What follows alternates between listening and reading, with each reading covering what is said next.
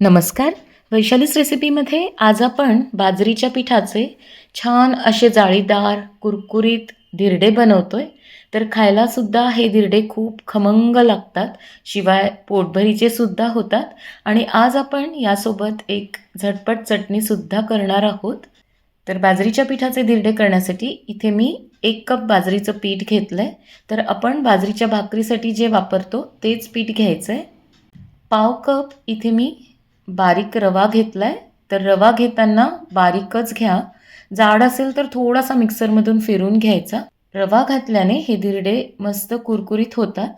एक छोटा कांदा बारीक चिरून घेतला आहे. चवीनुसार मीठ घालायचं आहे.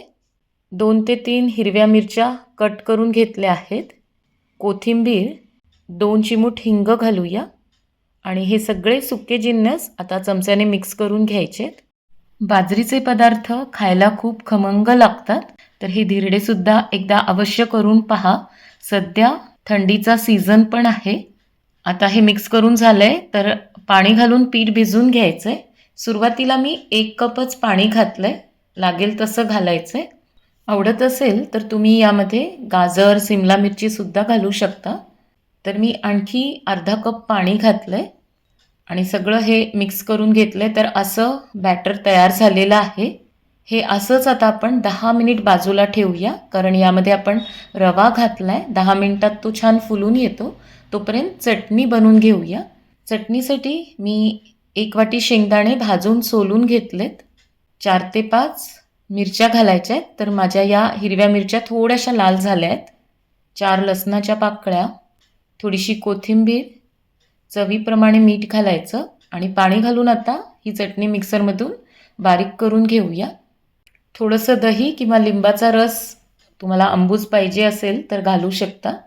तर या चटणीवर घालण्यासाठी मी फोडणी तयार करून घेतली आहे. तेल, मोहरी, कढीपत्ता आणि लाल मिरचीची. तर अशी शेंगदाण्याची चटणी बाजरीच्या या धिरड्यासोबत खायला खूप छान लागते. आता 10 मिनिट झाली आहेत, तर पीठ पण आपलं चांगलं भिजलं आहे. थोडंसं मला घट्ट वाटतं आहे, तर मी अगदी 2 ते 3 चमचेच पाणी घातलं आहे. परत सगळं छान फेटून घेऊया, म्हणजे मिक्स करून घ्यायचं आहे आणि लगेच धिरडे बनवायचे आहेत. यासाठी तवा चांगला गरम करून घ्यायचा. थोडंसं तव्यावर तेल घालायचं, सगळीकडे पसरून घ्यायचं आणि धिरड्याचं पीठ यावर सोडताना परत एकदा बुडापासून हलवून घ्यायचं, कारण पीठ खाली जाऊन बसतं. इथे मी फुलपात्र घेतलं आहे, तर याने पीठ सोडायला सोपं जातं. आधी कडेपासून सुरुवात करायची आणि मग मध्यभागी सोडायचं, कारण मध्यभागी तवा पटकन गरम होतो. आता गॅसची फ्लेम मीडियम टू हायवर ठेवायची आणि हे धिरडं भाजून घ्यायचं आहे. तर तुम्ही पाहू शकता थोड्याच वेळात याला जाळी पडायला सुरुवात झाली आहे. तवा उचलून गोल गोल फिरून भाजून घ्यायचं, म्हणजे कडेने पण व्यवस्थित भाजल्या जातं. आता थोडंसं कडेने तेल सोडूया, म्हणजे उलटवायला सोपं जातं, पटकन उलटल्या जातं. आधी सैल करून घ्यायचं कडेने आणि मग उलटून घ्यायचं. तर मस्त असा याला रंग आला आहे आणि अगदी छान भाजल्या गेलं आहे. दुसऱ्या बाजूने पण व्यवस्थित भाजून घ्यायचं आहे. गॅसची फ्लेम मी मीडियमवरच ठेवली आहे. दोन्ही बाजूने छान भाजून झालं की काढून घ्यायचं आहे. तर खूप सुरेख जाळी पडली आहे. दिसायलाच एकदम मस्त दिसतंय. गरमागरम असे खायला खूप भारी लागतात. आणखी एक आपण तव्यावर घालून घेऊया. तर मी आता तेल थोडंसं कमी लावलं आहे. कडेने सुरुवात करायची आणि मग मध्यभागी पीठ सोडायचं. मीडियम टू हाय फ्लेमवर हे पण भाजून घेऊया.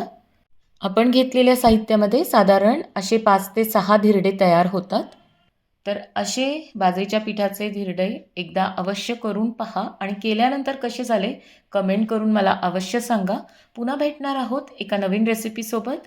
तोपर्यंत मस्त खा आणि मस्त रहा.